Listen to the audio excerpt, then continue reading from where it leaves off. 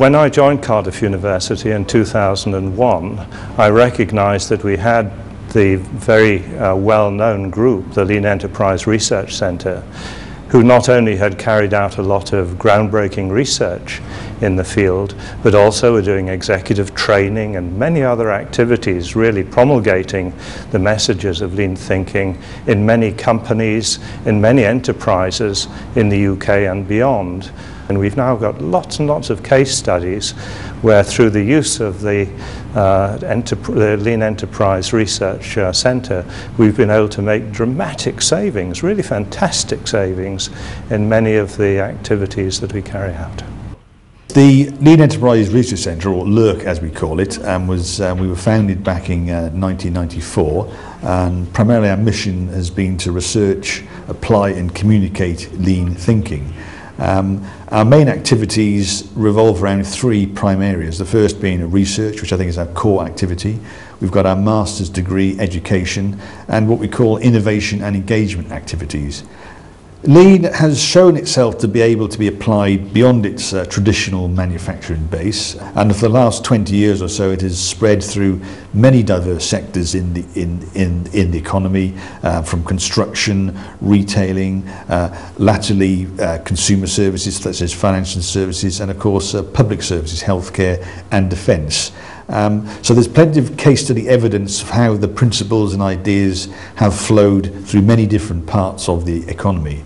We started working with Bombardier about 4 years ago now, and we were looking at how digital manufacturing can tie in with lean thinking and lean principles. We used a technique called flow accounting, and from our findings we saw that it was taking over 100 days for the product to move through the factory to go towards making an aircraft. And we identified where the bottlenecks were in the process, and we did that in two ways: by looking at the capacity and by looking at the work in process profiles. And from that we developed some thought processes and a structured framework that you could implement within this digital lean manufacturing. It ended up with achieving a lot of the objectives that were set. It reduced the lead time through the process by about 57% and reduced the inventory throughout that unit.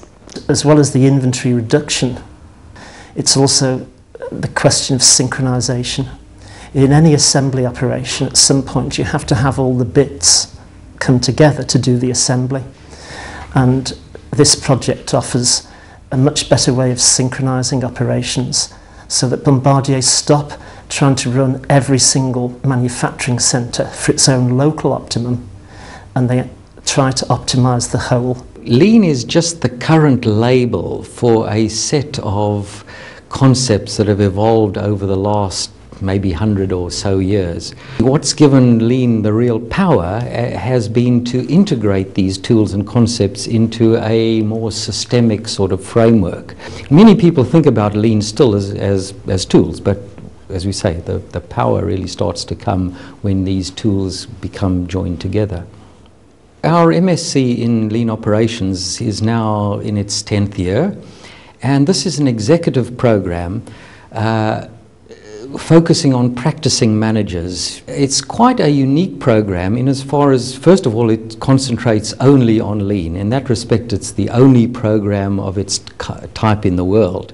But secondly, it's also taught on site. So in line with Lean thinking, philosophy, go to Gemba kind of style, is that we believe that the way to learn Lean is by hands-on, by going to do practical exercises in factories or in service situations that really relate to our students. Well, I think for the future, the Lean Enterprise Research Centre will continue to focus on research, continue to develop the body of knowledge around Lean, picking up particular issues that have emerged in the past few years, such as those related to the sustainability of Lean implementation, areas such as Lean management. There's some new research themes on the horizon, such as Lean and Green, which is linking up the green environmental agenda with with lean, and I think there are some big challenges as to how you apply lean in areas like the public sector, which are fairly new and where there's many questions still to be addressed. So I think the challenges are enormous as it disseminates to virtually every aspect of our society, from both a public and a private sector. I think that time has never been more important for lean thinking in enterprise the world over. Competition is really becoming quite intense. So only the enterprises who are effective and efficient are, I think, going to survive and prosper. And I believe that lean enterprise thinking is core to the changes that are necessary. And indeed, if you look at the companies who are prospering in today's tough environment, I think you'll find that many of the lean techniques have been embedded over a period of time, and it becomes a natural way of evolving a company into a more efficient operation.